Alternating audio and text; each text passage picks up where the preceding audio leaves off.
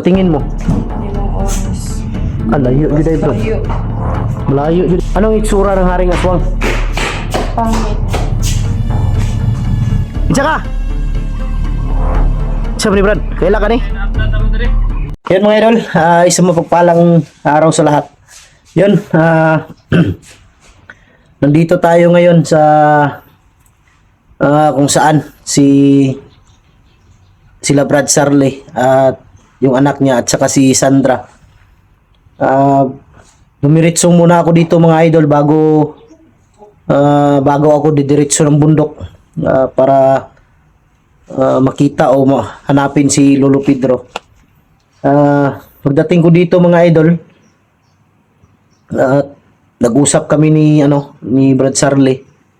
Ang gusto ni Brad Sarli ay sumama sa bundok. Pero anuhin muna namin ngayon kung talagang sasama siya, dahil kung sasama siya mga idol, walang maiwan dito, walang kasama tong dalawa, si Ili at saka si Sandra.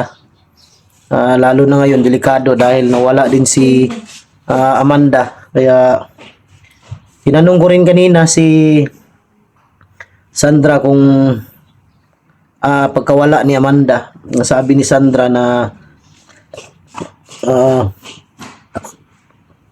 wala daw ibang pupuntahan si Amanda kundi uuwi sa kanilang lugar. Tama din yung naisip ko na doon talaga patungo si Amanda.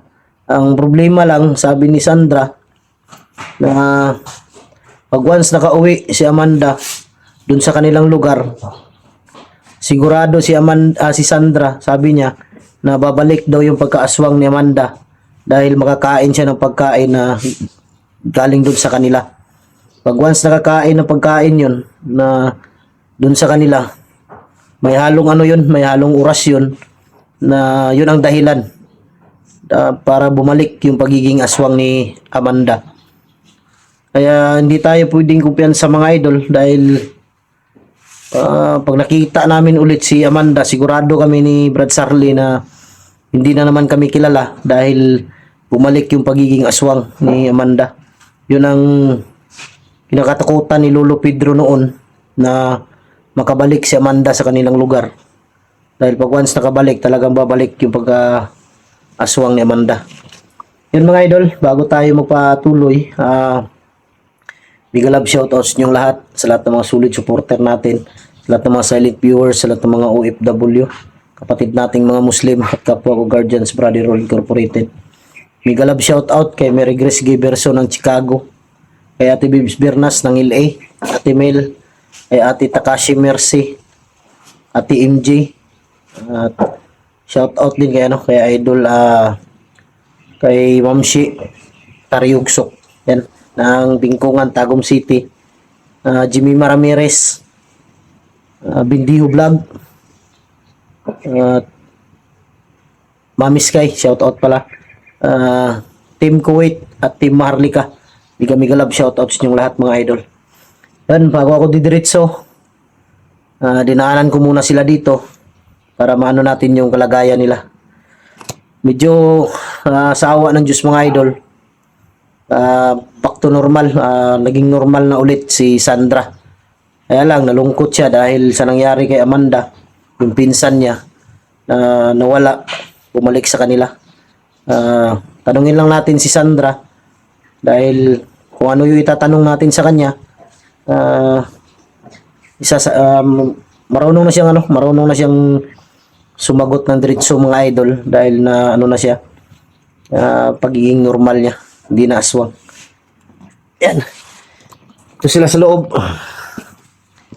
Yan, si Brad Sarli, doon si Ili, si Sandra. Mabuti na lang nakaano kami ni Brad Sarli ng damit na para sa kanya, na pwede niyang maisuot. Ang problema lang talaga, nalungkot lang talaga siya sa nangyari kay Amanda, na biglang nawala. Sabi ko na kay Brad Sarli mga idol yung dahilan.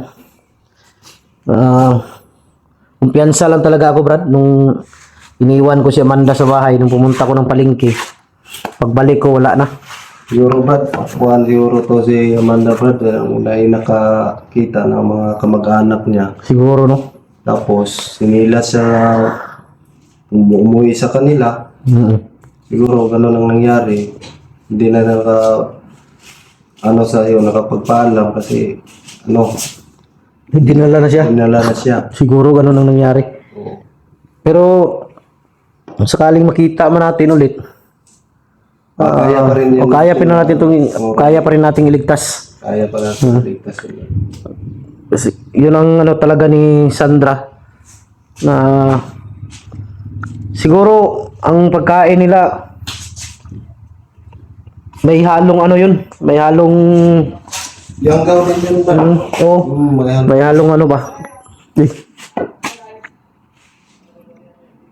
Mga tinag sa Dito sa kabila, no? mga pa. Kala ko mga aswang. Wala pa lang mga aswang ngayon. Pero may lumalabas pa rin na aswang ganitong oras. Yung ito si Sandra, yung dati, Oo, si Sandra. ano to?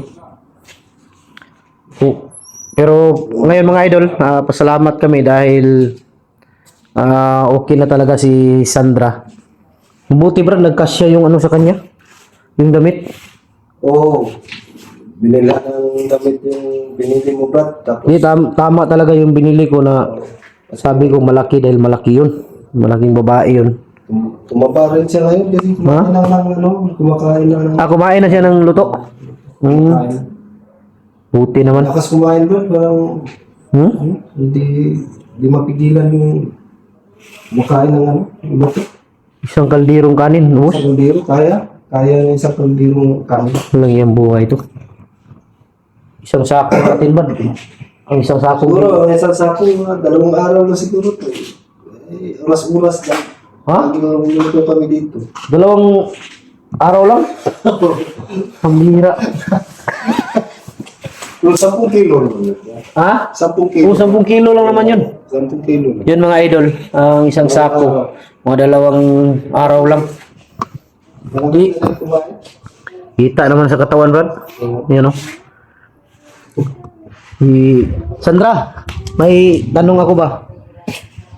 Kasi hindi talaga namin alam ni Brad Charlie yung eksaktong lugar. Kung saan talaga yung lugar ninyo. Na para mapuntahan namin. Kung sakaling matapos namin itong mission kay Lolo Pedro. Mapuntahan namin dun sa lugar para makuha natin ulit si Amanda, yung pinsan mo. Sigurado ako alam niya kung dahil bumalik na yung pagka-normal niya. Alam mo yan. Alam mo, malayo ba, Sandra? Oh. Malayo? Mga ilang oras kaya sa tingin mo? 5 oras. Layo jud ay bro. Layo. Malayo jud ay 5 oras. Ilang bundok ang Pila ka lakbay? ilang bundok ang madaanan? Ang dami. Malayo talaga. 5 oras ato pa mga Pila kilometro na. kaya ko na mga kilometro, Brad. 10 kilometro. Duol ra brad. Wala gyud, 10 kilometro. Ang wala ilang manda, Brad. Pero ningon sa China ilahab, kita ka adto dito kalayo atong giatay na.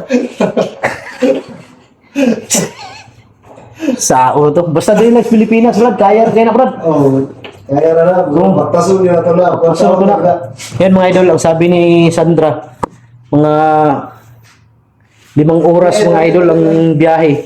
Galing, hindi ko alam kung galing dito ba o patungo na sa kanila. Kaya sabi niya 5 oras daw. Wala bang ibang daan, Sandra, para madali? Kalimutan mo na? Kalimutan na niya, Brad, dahil nung aswang pa siya. Brad, dahil nung aswang pa siya, hindi siya dumadaan sa lupa. Laging lumilipad. Lilipat na yung ibon kapag gabi. Mabuti, Brad, wala na tong pakpak. Wala na. Wala na. Wala na yan, Brad. Pero may siklet pang iba. Sa ano yan? Kuha pa rin. May, Sa likod? Oo, sa Siguro sa ano yan, pagkikipaglaban nila ba? kapag okay na yan, Brad. Amanda, Sandra. Walang iya, Amanda. Sandra, may tanong ako. Anong itsura ng haring aswang? Pangit. Ako. Pag-asog. Malaki. Oo.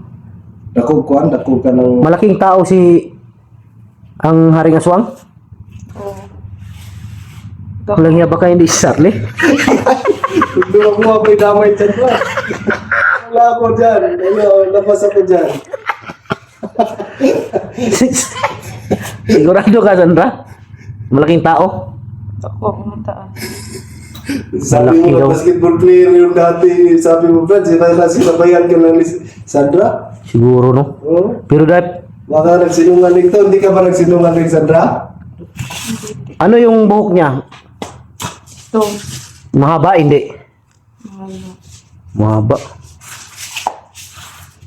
Gusto ko makita yung Haring Aswang, Brad. Gusto ko makakarap ba? Iso. Baka pagpunta natin dun sa... Yung Haring Aswang, seryoso na to. Hindi lumalabas pag ganito araw. O gabi lang siya lumalabas. Kadlawon siya mo. Gawas o lusi. Madaling araw daw. alas 12 sa gabi. Hindi ta siya pagkaon. Alas 12. Madaling araw, tsaka alas 12 ng gabi mga idol para maghanap ng pagkain. Siguro mga yung mga hayop, Brad, yung kinakain ng Oo. Haring Aswang. Marami na bang nabiktima yung Diba? ang Haring Aswang? Katong doon sa Mambaryo. Malapit sa inyo? Ako na mo. Ikaon. Kinain niya? Oo, among handog. Walang hiya. Kaya di may mo sinapat yun. Haring aswang, no? Pag once na makaharap po yung aswang na Haring Aswang na yan, dahil sa ginagawa niyang pagkain sa mga tao, tatanggalan ko ng ngipin yan, Brad. Yung Haring Aswang. Wala na yung ngipin. Bahala na, para hindi na makaano ba? Hindi na makapagkagat. Di na talaga mga idol. Nag-alala ka talaga, Sandra, para kay Amanda. Oo, balik din siya pagkaswang. Babalik siya pagka-aswang. Butangan naman po siya kanang laway sa mo ang Ang laway daw, Brad. Laway din yung kayang to, di ba? Oh, tama kay pag once yung pagkain mo nalagyan ng laway, siyempre kainin mo. Kaya Nabalik yung pagiging aswang niya kasi nakakain ng nagkakain ng pagkain nila tapos may orasyon pa yan.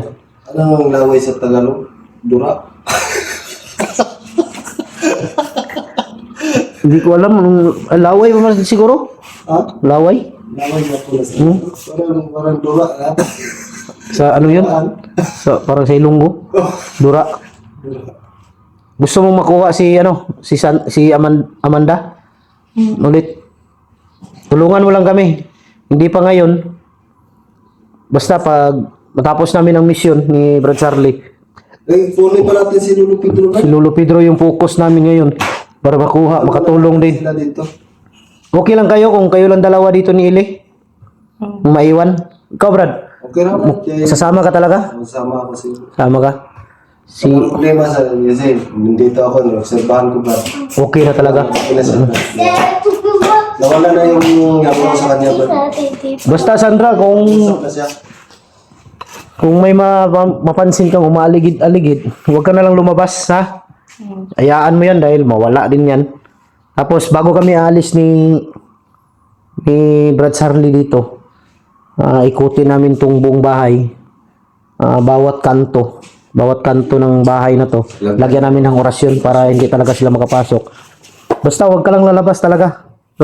Huwag ka mag-alala dahil may pagkain naman. Pag magluto ka, dito ka lang sa loob. Oh, diyan ka lang sa loob. Dito na walang... Huwag ka na lang lumabas. Total, may na naman bago kami alis, lagyan na namin ng mga tubig dyan. Pagkain. Pagkain ninyo. So, huwag kayo mag-alala dahil Ilang araw tayo doon, Brad? Mga hindi ko alam, Brad. Hindi natin alam dahil layo-layo. maglakbay pa tayo ngayon, maghanap. Tapos yung pupuntahan natin, hindi lahat, kadalasan kasi pag naglalakad tayo, may Sandra, lagaan mo si Eli, Sandra, ha? alagaan mo si Ili. Basta Sandra, kung mainip ka yung dalawa ni Eli. Ili, huwag kayo mag-alala, mag-disco kayo. May dito, May sounds. may sounds, walang problema, walang kuryente. Okay. Walang kuryente pala. Ang damay. Ay, iwan na yan sa nakatira dito. Ay, iniwan na to, Brad. Oo, iniwan na yan. Buti hindi kinuha, no? Hindi kinuha. So, yun ko lang, pag may kuryente, magagala ba yan? Siguro, magana yan. Pero wala na tong kuryente mga idol. May mga, ano siya, may mga, ano sa kuryente. Pero wala na, hindi na gumagana dahil putol. Tulad. Malayo tong linya na to, patungo dun sa unahan. Yan, Sandra, wag ka mag-alala. Basta matapos namin ang mission kay Lolo Pedro. Tutulungan ka namin. Makuha ulit si Amanda. Huwag ka lang mag-alala. Dahil tapusin na namin ang mission ni Brad Sarli. Yan mga idol, hanggang dito na lang. Hindi na kami magtagal dahil medyo may kalayuan pa yung yung pupuntahan namin ni Brad Sarli. Baka mahuli kami sa biyahe mga idol, hindi na kami makasakay sa barko. Ay, barko? Aeroplano? Aeroplano kan? Aeroplano. Cebu Pacific, yung sasakyan namin mga idol. Yung Cebu Pacific ba yung yung motor na may mga pakpak sa gilid, yun tawag yan. Papo nung tawag sa amin. Yan dito lang sila Sandra at si Ili. Pero huwag kayong mag-alala mga idol dahil bawat kanto nito, yun ang sabi ko kanina, lalagyan namin ng mga orasyon, mga bakod. Para kung sakaling may magpilit na pumasok, hindi makapasok dahil sa orasyon. Yun, hindi kami magtagal dahil malayo pa yung pupuntahan namin ni Brad Sarli. Maraming salamat. God bless sa ating lahat. I love you all.